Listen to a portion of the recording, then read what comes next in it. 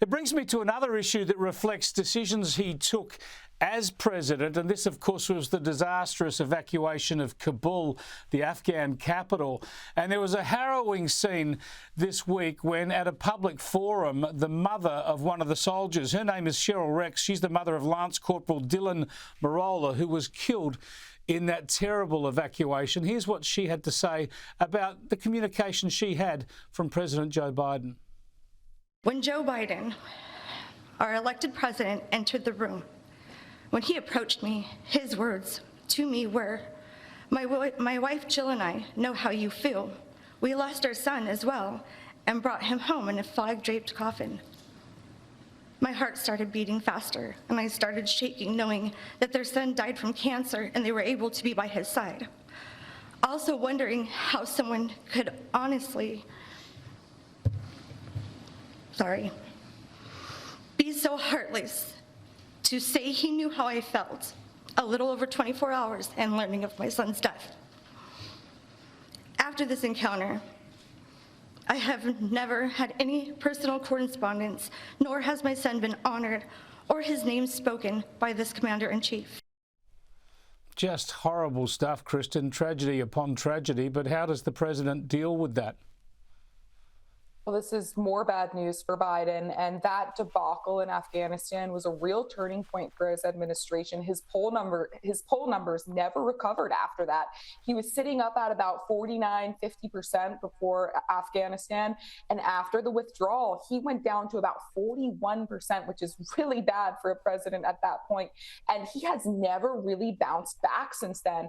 Biden, he campaigned on this return to normalcy and being kind of a moderate, but he has governed like a radical, and he has weakened our country with appeasement. I mean, he left tens of billions of dollars to the Taliban in Afghanistan. He just basically ceded the whole area to the Taliban and left 13 Americans to die and be murdered there. It is disgraceful. Americans were watching. The whole world was watching, and that makes us weak. And instead of stepping up and trying to strengthen our country with strong leadership, Joe Biden and those he surrounds himself with have been busying themselves with weakening our country from within by leaving the border open, by starting these divisions over race and gender.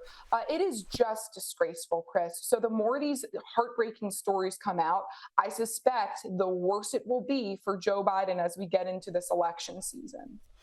Yeah, powerful stuff there, Kristin. I can see the passion, and it's understandable when you recall that horrible evacuation and how weak it portrayed and demonstrated America was to the rest of the world.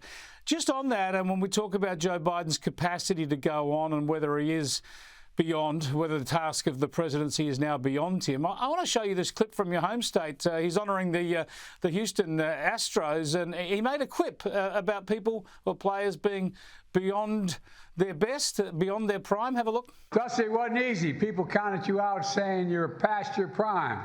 Hell, I know something about that.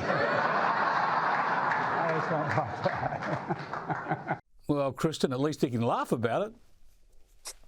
Yeah, I mean, it's just really pathetic at this point. More than 2/3 of voters at this point believe Biden is too old to run for president again. So we'll see what happens. I hope that he stays in this race because, if they replace him with Gavin Newsom or someone like Newsom, that would be a lot more dangerous for Republicans. He would be a much more formidable foe.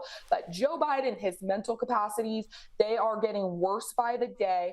And many of his supporters who I speak to, even his most loyal supporters, they are so nervous every time he gets on a stage in front of people, or every time he walks up Air Force One, or every time he just goes in public. You just never know what's going to happen, what he's going to say. And they cannot do what they did last time. They can't do this whole campaign from his basement. They don't have COVID as an excuse anymore. There might not be mass mail-in voting to the extent there was last time because of the pandemic. He's got to actually go out there and campaign. And if he stays in this race, we're in for a lot more gaffes, and the people around him are nervous about it. Yeah, indeed. It is excruciating to watch. Thanks so much for joining us again, Kristin. Thank you, as always, Chris. Honestly, if Joe Biden runs again, I might nominate for the AFL draft.